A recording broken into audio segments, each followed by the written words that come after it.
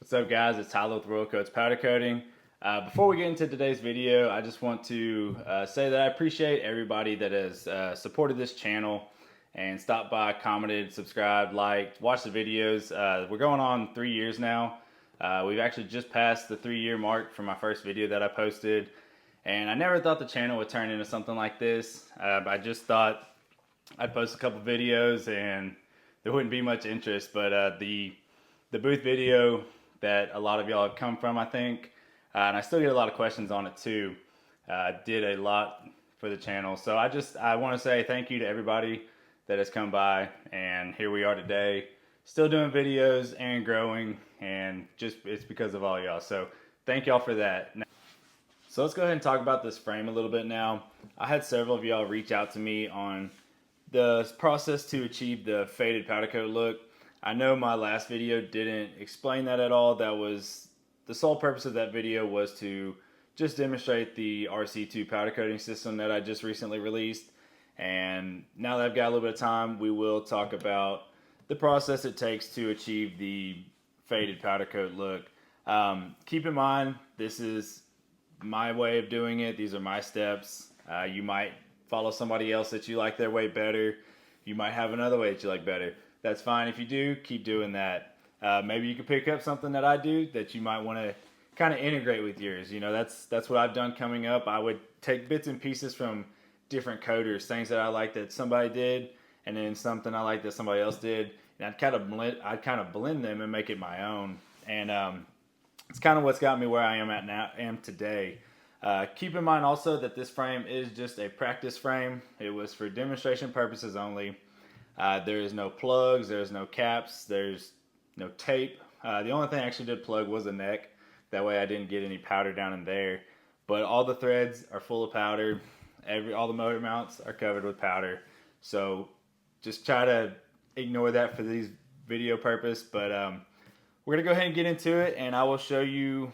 The first step is laying the white base coat down.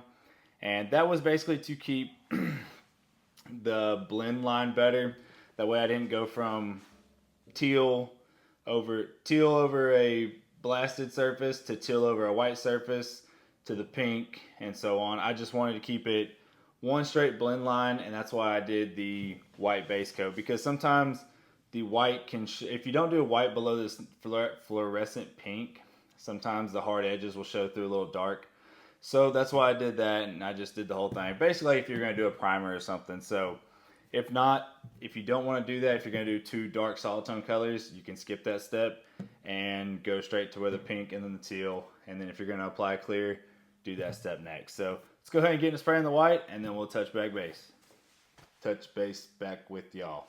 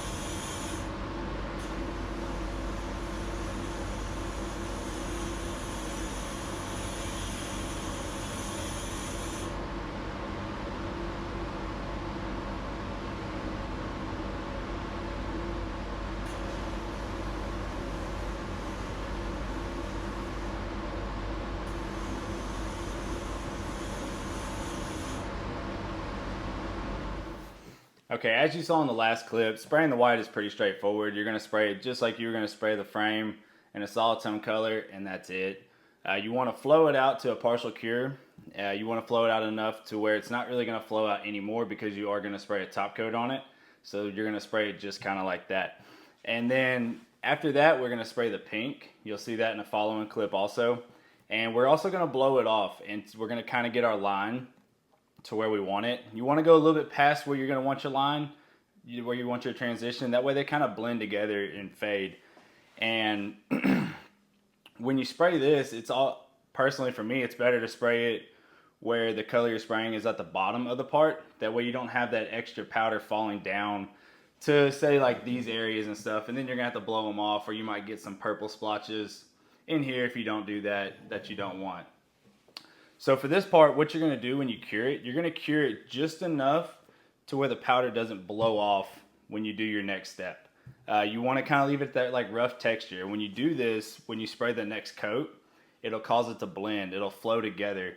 If you do it too much, when you spray the teal, you could potentially get like a rough texture. And if you're spraying a clear on top, that's okay. It'll typically blend, but you'll get a lot better finish if you do that texture like I'm talking about.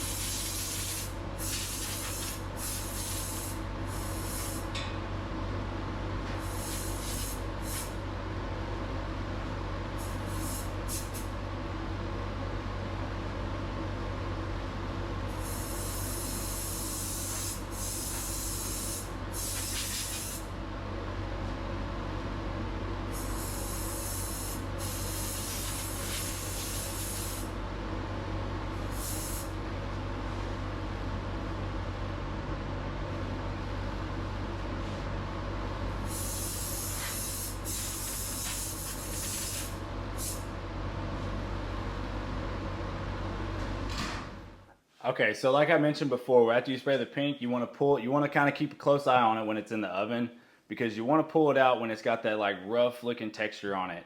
If you pull it out too late, you could potentially have rough spots on it. Like I said, if you're not spraying it clear and when your colors blend together. So we're going to pull that out and we're going to get ready to lay this teal color on here. And like I mentioned before, now you're going to want to hang it from this side right here, if possible. That way you can spray this downward and you can kind of control your fade line a lot better. And then once you get that sprayed, you'll want to kind of blow off the excess that did float up here and attach itself. You want to blow that till you're happy with your line. And then you'll want to throw that back in the oven and you'll want to completely flow out both colors. Just do a partial cure, a few minutes past flow out. If you're going to be spraying a clear on top. If not, fully cure it and that's it. So we're going to go ahead and pop this in the oven in the video and then we'll get back to the next step.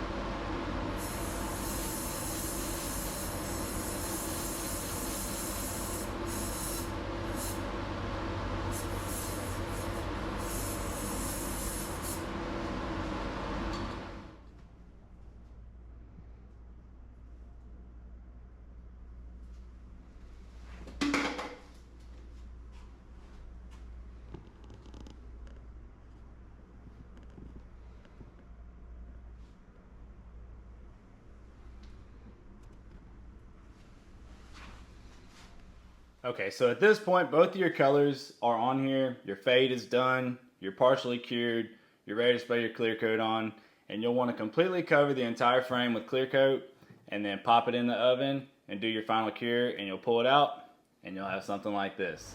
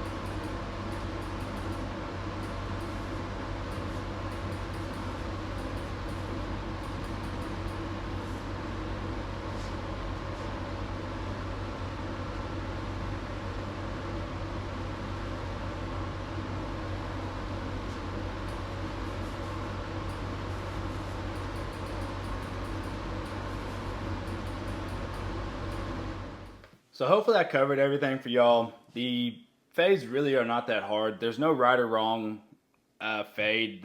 The lines, you kind of just make those up as you go. Kind of get a mid, like on this, just try to get a midpoint and kind of picture how the frame is going to sit for instance, I'm saying a frame because that's what I did, but try to visualize how the frame is going to sit. That way, if you want like a vertical line, you can try to get that fade line as straight as possible. They're really not that hard though. You just kind of go with it and start going. And if a customer asks for a fade, unless they're real particular on where they want their line, you kind of just go with it. And they're going to be trusting you and your artistic ability to be able to do it. I would definitely practice a little bit before you just take on a paid job, unless the customer knows that you haven't done one yet. And then hopefully they're a little bit more lenient with you. But they're not that hard. Like I said, keep your second color on the bottom if you can. That way you're not cross-contaminating your powders when you flip it over. And that's pretty much it. Remember your partial cures, when to cure it, when to flow it out, when to just get like the little rough texture on it. And that'll pretty much keep it covered. So hopefully I covered everything for y'all. If I missed anything, feel free to comment below or reach out to me through email at royalpowdercoats@gmail.com. And I can get anything squared away for y'all that might have been confusing. Something that made sense to me that doesn't make sense to y'all since y'all haven't done it before. I tried to break it down as much as possible. But like I said, in case I missed anything, feel free to reach out to me. If this helped you, feel free to comment, like, subscribe. And until the next video, I'll see y'all later.